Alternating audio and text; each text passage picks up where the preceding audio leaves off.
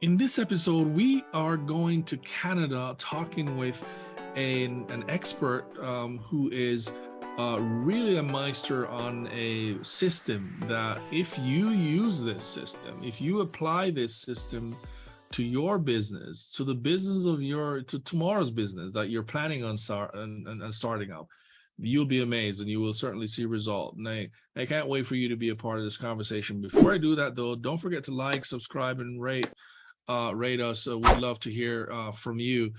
So we're going to dive right in now, and we're going to be chatting with Patty Kay out in Canada. Let's go.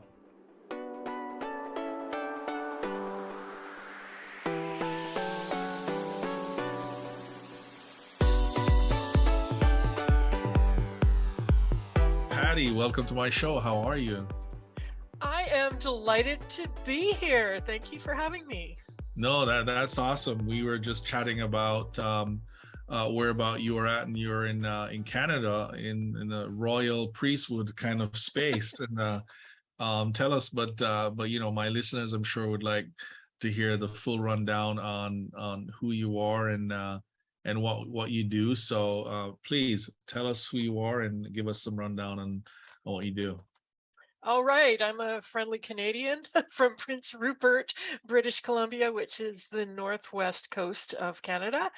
And I am a marketing consultant, and I specialize in working with clients that I call trusted advisors. So they're coaches and consultants and experts, and basically they have a lot of stuff in their head that they help their clients with. And more than anything else, what I do is I help them get that stuff out of their head and into the world.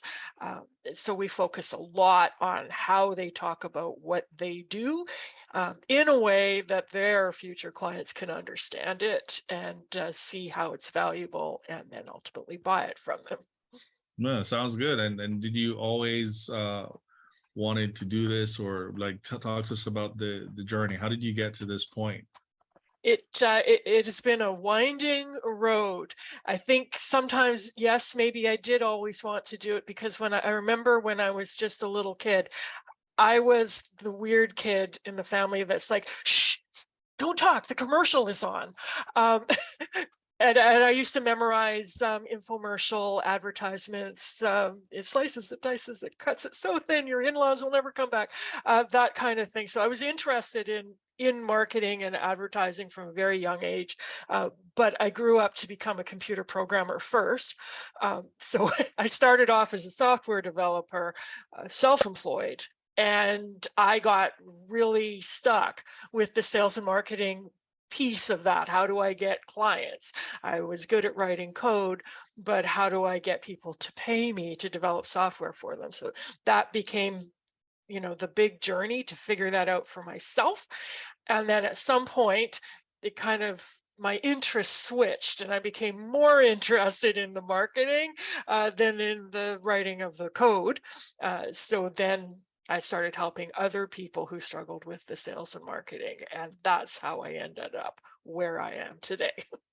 Oh, nice. That's pretty interesting, from software to marketing. And believe you me, there are lots of people who struggle with getting eyeballs and getting attention for their products. So we're going to be chatting today about a system that you had brought to our attention, and just really excited to hear about it.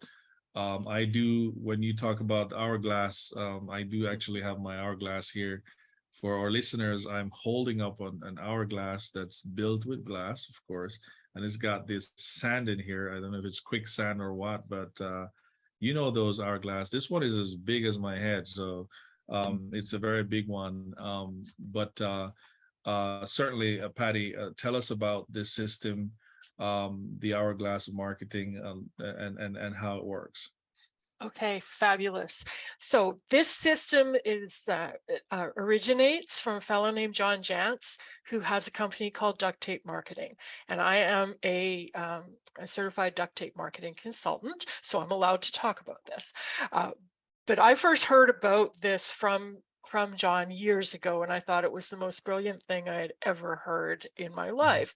Mhm. And it's this idea that when we think about marketing, to think about it not as a funnel, because everyone talks about marketing funnels, and a marketing funnel is the top you can think about it as the top half of the hourglass.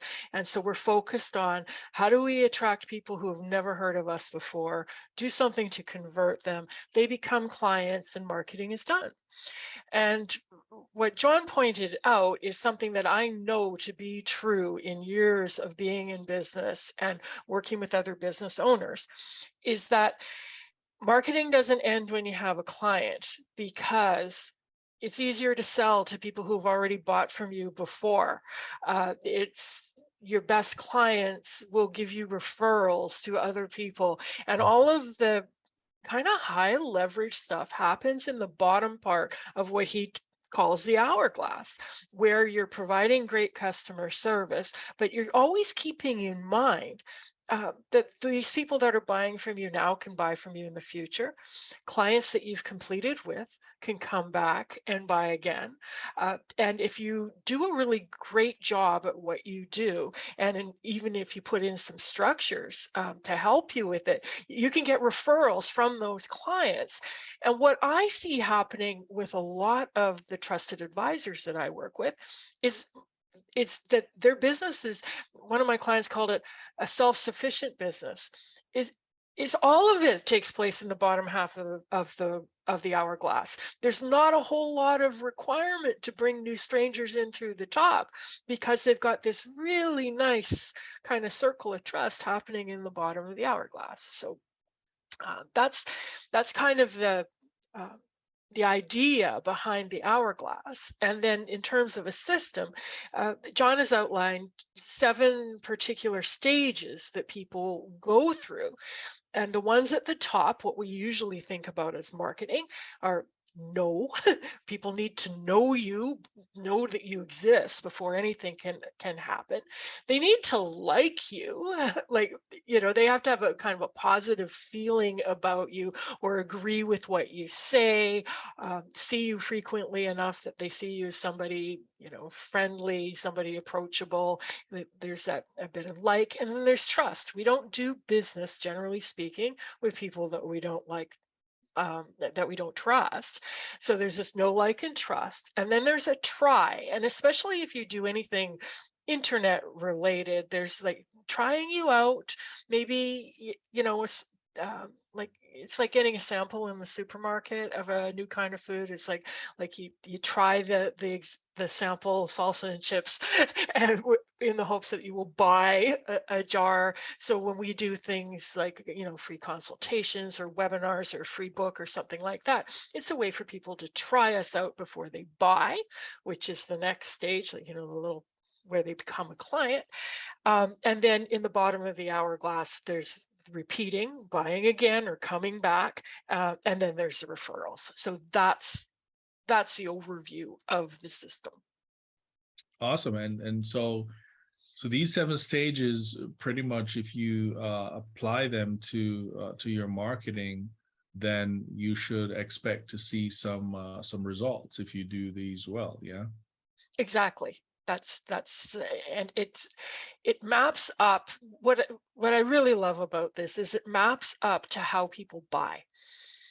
So basically, you're putting yourself inside the head of the person who's going to buy from you, and you're feeding them little bits of marketing that match up with their buying journey, right? So when you look at the first thing, before anyone can buy anything from you, they need to know that you exist, right? So you're doing something to put yourself out there. And this is usually what we think about for marketing, where it's social media, or it's advertising, or it's speaking, or some kind of direct outreach, direct mail. Like, there's lots of ways to get yourself in front of people. That's the first stage. People know that, oh, there you are.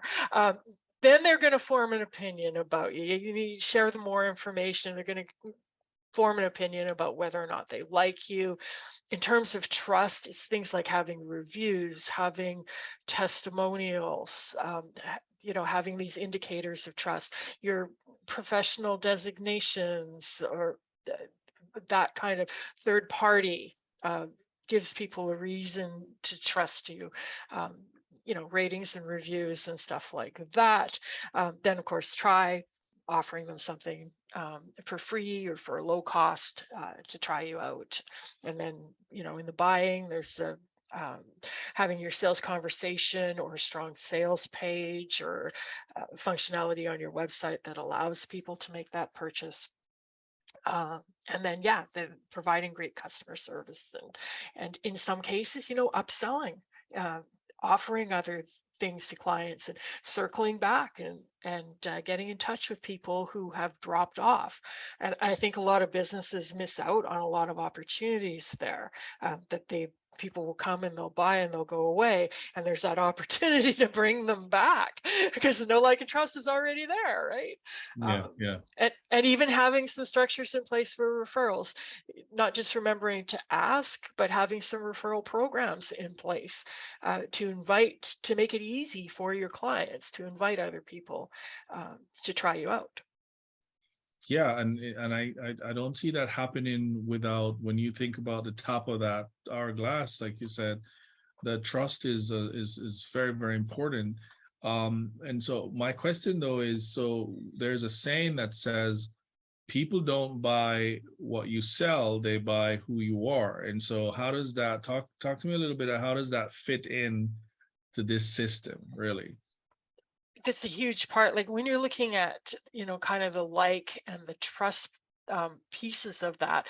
I know for my clients, because I work with trusted providers, trusted advisors, they're basically selling a relationship. Like that's, when I interview my clients, that's what I hear, is that they really enjoy the meetings that they have with my clients because they get advice, they've got somebody to talk to.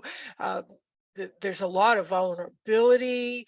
If you're going to hire a business coach, you're going to get on that call and admit that you don't know what you're doing for some things, or admit that you've got a problem. I don't think I can make payroll. So you're going to say these sorts of things to people. And so that's what you're buying, is that relationship. Like you're buying a relationship. You got to feel like you know and trust and like that person before you're going to do that. So I think the more closely you work with your clients and customers, the more important this is. It matters a little bit less if you run the local gas station. But Yeah, when you do this in-person kind of work, it's super important because in many ways, my clients are the product. Like their knowledge and their experience and their systems and processes and all of that are important. But at the end of the day, they're spending time together. It's the relationship, and that person is the product. So it's everything for my people. yeah. And this sounds really hard, right? And so it's kind of like, well, who is this system like for? Like who can actually use this system? If I'm a lawyer and I've got a small practice, or I'm a doctor, or I offer some other professional service, maybe a consultant, or I may be selling products online. I've got some e-commerce products, or I've got a retail store, a retail chain, a restaurant. Does this apply to all of these guys, or like talk a little about sort of who would be perfect for this? Is this a system that everybody can use? I'm pretty sure if John was standing here beside me, he'd be like, Patty, everybody can use this system. And I would agree. I think it's an absolute requirement for my people who are trusted advisors. But I think that restaurants, for example, kind of missed the boat with something like this. I have never personally been in a restaurant that really focused on having me come back again. Hmm. That took my information in any kind of way to stay in touch, to invite me back. And even restaurants where I would frequently, right? And to the point where sometimes the servers would know who I am, kind of thing. But at no point did they ever, ask for my business card or something like that to add me to an email list, to, send me an invitation to come back or let me know about their new specials or something like that. And so right there, in terms of the hourglass, they're missing an opportunity to have me come back. And I think that that's, I think about the pizza joint near my sister's place. They put a lot of effort into the know, let people know that they exist. They've got a guy in a stuffed animal costume holding a sign that says pizza out by the road. There's always flyers in the mailbox and stuff like that, and it's always about trying to attract people for the first time versus maybe providing some kind of a loyalty card or something like that to have people come back. Yeah. So I think that this framework can work for. I would be hard pressed to name a business that it couldn't work for. Like I think any business could use this. Yeah, and I agree with you. I think the most important thing is, so these stages, like they're called stages for a reason, because you have to follow them, right? You have to follow them. It's a system, and you follow the system. And someone mentioned that a system is saving yourself some time, energy, and money, right? So if you follow the system, then it's a huge help for you. And people don't realize that a big part of why they may not get a referral or they may not get somebody coming back is because the stage is something in the stage is missed, right? Something has not been done well. Because if you deliver great results, then there's almost no reason why somebody would not say, absolutely, like this is the best meal I've actually ever had, the best experience I've had in a restaurant, in a pharmacy, or in a medical facility. Like if you can deliver the best, I think people will be more inclined and open, right, to doing this. But so now, how is this really different though from, let's say when we were talking earlier off air, we were talking about the marketing funnel, and there are a bunch of different systems out there, and I think essentially they all say the same thing. Like I do even have a system on my wall, which is not an hourglass. It almost looks like one of those weightlifting, which is it's a horizontal where we grow and keep your customers, right? Mm-hmm. And it basically achieves the same thing. And so for me, it's almost like a pump that we got to pump folks into one end, and then, they don't churn out at the other end, but it just keeps cycling, right? Because they produce new people for us, etc. But how is it different from some of this hourglass system? How is it different from some of these alternatives, really? Yeah, I think, first of all, there are a zillion different systems and different frameworks to look at it. And mm-hmm. and I think that ultimately, if you choose something that is complete, the thing that's different for me is that a lot of marketing funnels are not complete. They don't go beyond, we made the sale, we got the conversion, we're done. So they end there. So I think that's the big difference. But there are other models, of course, that go beyond the sale, and I think that's smart. I think it's just really smart to look at the whole spectrum, because from my perspective, I think a lot of people put way too much weight on the top of the funnel, trying to attract more and more and more and more strangers. And that's what people always want from me when I first meet with them. It's like, well, how do I get more leads? How do I get more people into the top of the funnel? That in a lot of cases, they haven't even thought about the people that they're already in touch with, or the people who've already bought from them. And sometimes it seems so obvious to me that there's that they have like a treasure chest in their business that they haven't looked at. It's like, wow, what about that list of 300 people who've already bought from you? It's like, what's keeping them from coming back for more? This podcast is brought to you by MI Digital Hub. MI Digital Hub is a all-in-one 360-degree high-level experience of your digital presence on the web today. If you would like to understand where you are now, what does your digital presence look like today, Visit midigitalhub.com, gives you a full snapshot report on where you are when it comes to SEO, your performance, social media listing, your Google My Business listing. All of those things you will be able to find in a single tool like the MI Digital Hub. At the MI Digital Hub, you will be able to generate that snapshot report and manage exactly what's happening with your digital presence. So visit midigitalhub.com today. Check it out, generate your free report, and certainly dive in to see how you can make changes when it comes to your digital marketing.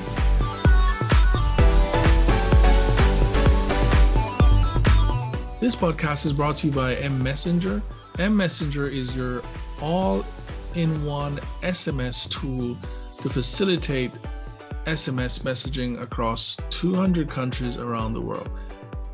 Visit mmessenger.co to learn how you can start using SMS for notifications, for alerts, for updates, whatever you'd like to share with your customers. mMessenger is the communication tool for you. mmessenger.co. Visit that location and you will be able to learn more about how you can get started today with mMessenger.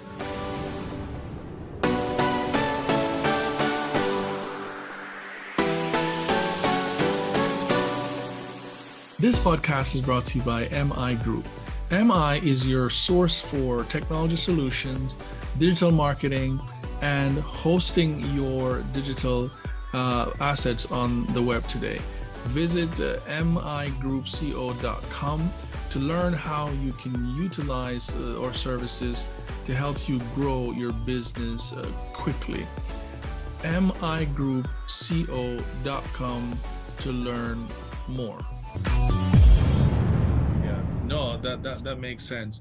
So as I'm thinking, listeners somebody may be having a restaurant, someone may have an e-commerce site. Let's talk a little about some practical things that we can actually do. So you think of the 7 stages, and say I've got an e-commerce store selling online. Sort of, what are some of the things that I should be thinking about that I can do with this system, essentially? Well, I think the first thing to do is to kind of take a look at the 7 steps and to look at what is one of those things in there that I might be neglecting, right? So when you say e-commerce, the first thing I think about is I wonder how they're doing in the trust stage, because they're wanting people to buy from them online who may never have heard of them before. So I would be like, okay, do we have some really good reviews? How are you doing on reviews? Is there a way to get more reviews, more positive reviews, more testimonials, that kind of stuff? Because I thinking that maybe trust might be a barrier. So it's kind of like, okay, what are the stages that we've neglected or that we're overlooking? Or might be, it's like, oh no, we got tons of reviews, we're doing great in trust. And it'd be like, okay, do you have a list of people who bought from you before, and do you send offers to them to buy something else? Like, is that a potential place where you can do better in your marketing?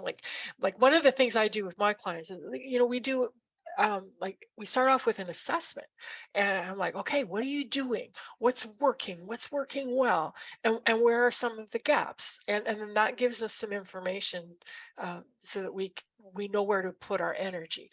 That if they're doing really well in an area, we'll just leave that be, and we'll focus on this other thing that they've been neglecting. So I think the first stage is to kind of look and see what's the low-hanging fruit. Where can you get the biggest return on your investment here? By shoring up something that might be kind of obvious in a way once you look at it through this lens. No, that makes sense. And then, so if I'm already using a system, or if I already have something going on, can I take this and apply it, or do I have to, put the ones that I currently have out the door and just kind of like take this and start using it? So let's talk a little about sort of how do we do this? Because it's, I'm an entrepreneur, a one-man band, don't have a huge team, etc., and all of these things that we hear people talk about. But how do we do this with something that we probably already doing, and maybe what we're doing isn't working, right? Maybe some of it, like you just said, is working based on the assessment. How do you recommend, just kind of taking this system and using it if we already have some stuff that we're doing? Yeah. One of the things that's beautiful about a system like this is that it works really well with other tools and systems. And often the change that's required is either to add something that might be missing or to fix something that isn't quite working well enough. And that's often about the messaging and what we're saying in that portion of the system, right? Like, so I've had clients where, for example, they've have like an online funnel kind of a system, and they've collected a lot of leads at the top, and then but nobody buys anything. So when I look at the hourglass, I'm like, okay, so there's people coming in, but nobody's buying. So our problem's going to be here somewhere in, the like and the trust and the try kind of area. So, so what are we saying to people? Or, when we send the emails out, are we covering those bases? Are we connecting with those people? Are we delivering the right messages to warm them up enough to feel comfortable buying? And where do we need to change the language in it? So so if they have the technical system set up, they're bringing in people, their funnel, like the system's working fine. The tech part is working fine. It's just a matter of going in and changing what the emails say, or putting something in to allow them to buy rather than going, or to try before they buy. So rather than going for book a call and buy something expensive, it's like, get this free thing or sign up for this, the $20 offer first. Yeah. So changing it that way. So it works nicely with other systems. Nice, nice. No, that's well said. So if listeners who are interested in this system, what should they have to do to access it? Is there a site that you go to access it, or is there do we reach out to you? Do you know anything around sort of, is there a cost to actually get it? Do you have to work with a consultant? Talk to us a little about that model in terms of how do we get access so we like it? How do we tap into using it? Yeah, you can go to the Duct Tape Marketing site and get all kinds of stuff on this for free. Like the Duct Tape Marketing site is a treasure trove of fabulous information and resources. Jean Jantz has written some books. You can get the book that will walk you through it. There's resources on the site. There's a list of people who can help you if you want some help with it. Like, there's a ton of advisors like myself that are licensed to help you implement this system when you're ready for it. But he follows his own advice with this stuff. There's lots of stuff in there for try, lots of papers and reports and low cost offers for being able to get this information.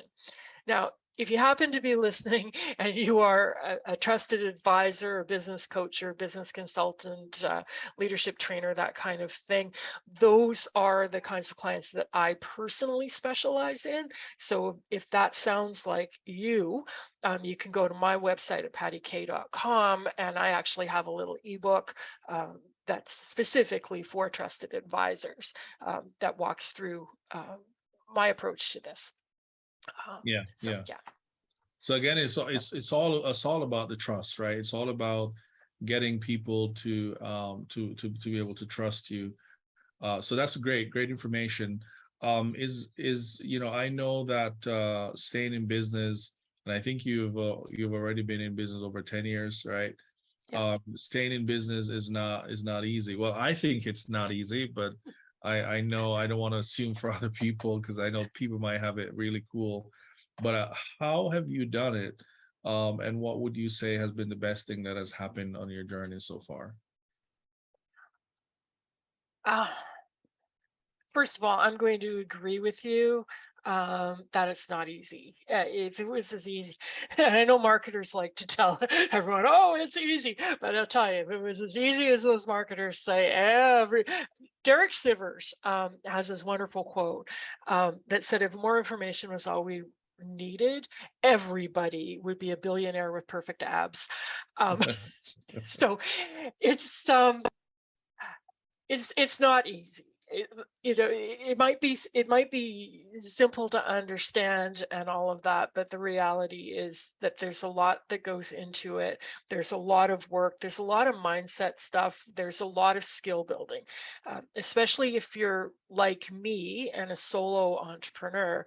It's like you have to wear all the hats in your business, which means you're going to end up doing some things that you're not necessarily naturally talented or gifted at. For me, like when I started off as a computer programmer, I was afraid to talk to people. That's a little bit of a problem. Like that was a personal growth challenge to get more comfortable talking to people and to kind of wrap my head around how do I market myself? How do I talk to people? How do I learn how to sell?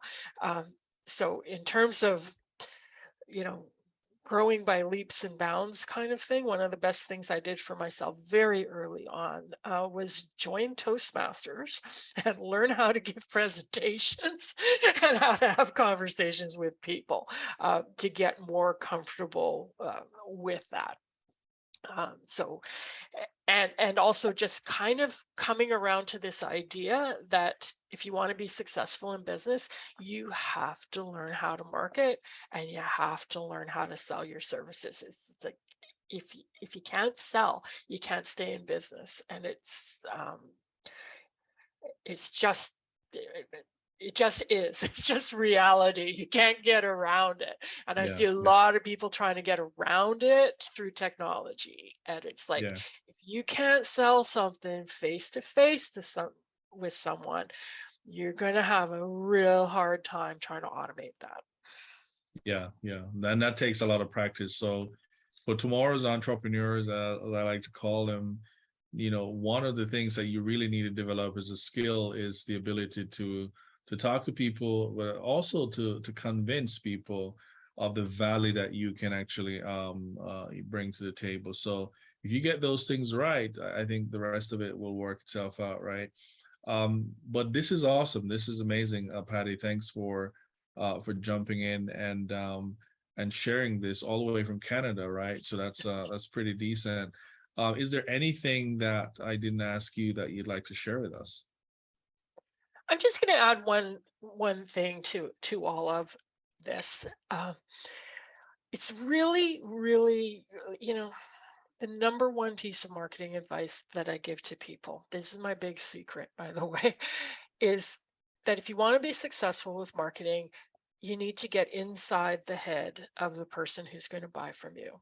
And it's very much about the messaging. So it's less about talking about yourself and what you do and why you're wonderful and all of that. And it's all about basically presenting what you do as the solution that that person is looking for, the answer to their problems, the thing that's going to help them get what they want. And this is one of those things that, a lot of people talk about, and it's really easy to say, and it can be challenging to do. But the number one thing that you can do is listen to what your customers say and what they ask for. And when you ask them, you know, in those initial calls with people, sales conversation, you ask them about what's going on for them and what they're looking for and what problems that they want to solve, and they tell you, write that stuff down and use it in your marketing. Your clients will tell you how to market to them. Yeah, And that, if there's any secret to it, that's it. yeah. No, that's amazing. You're absolutely right about that. We have some final questions that we would like to ask. Well, particularly for me, I always like to know sort of what books are you reading or what books have you read that has spoken to you, and what podcasts are you actually listening to as well, right? So what are some of those books and podcasts that you can tell me about? There's a huge number of them. one that always comes to mind is Donald Miller wrote a book called Building a Story Brand. And if you struggle with figuring out how to talk about your business, that is a brilliant approach. It's part of what I use in my work with clients as well, is that approach of um, talking about your business in a story framework where your client is the hero. Building a story brand, fabulous, just a fabulous book. And there are others. I read a lot of books. That's the first one that comes to the top of mind. The other one is if you happen to be in a marketing kind of business, a creative sort of business, I'm going to suggest 2 resources to look at in terms of building building your strategy for your business. And one of them is by a fellow named John Warlow called Built to Sell. And it's about how to build a business based on processes and productizing your service.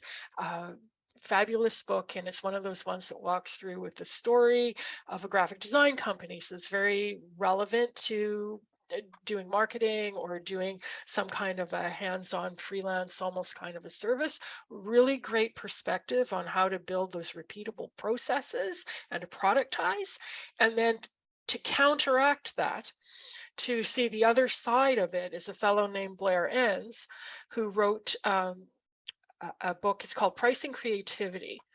And it's the polar opposite. And it's about not building systems and instead selling your creativity. And it's a different approach to structuring your business. And they contrast really nicely. So those are both really great. Those in the story brand, it'd be like, okay, there's my top 3 in terms of books. And then in terms of podcast, I really like, I think Blair Enns does a great podcast, and he's call it 2 Bobs or something like that. But it's a really great podcast for people who are in a kind of a creative sort of a business. So that's one that I tune into.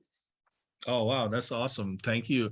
We're always looking, Patty, for folks like yourself, creators or master users of systems and tools who really know how to get things done that they have used themselves to grow their business and just wouldn't mind sharing that.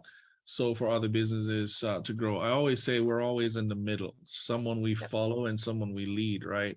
So there's always some place that we can pour into because people or things we've gotten poured into, right? And so we're always looking for folks who can come on our show and talk with us about that. Do you have any recommendations of who should we be talking to next? I cannot think of anybody right off the top of my head. I am That's sorry about great. that. That's fine. But certainly I hope I cause you to start thinking. And you do let me know if you've got anyone that we should be bringing on here to chat. But this was lovely. Certainly we'd like to perhaps have you back sometime in the future to come and talk to us about some of the things that this system is doing, and any other thing that could perhaps be used alongside with this. It would be nice to have you do that. So, but thank you so much. I really appreciate you jumping in. And salute to all of our folks out there in Canada. And certainly lean into what Patty K's got. It says your website again was pattyk.com. Correct. Right. And so she's got if you're a trusted advisor and you want to reach out, please do that. And so thank you again, Patty, and we look forward to talking to you soon. Thank you very much. It was fun. Absolutely. That was Patty K out of Canada talking to us about the hourglass, right? The hourglass from the duct tape marketing system. And that's something that I hope you were able to take a lot of things from. I did. It was very, very, very nice conversation we had there with Patty.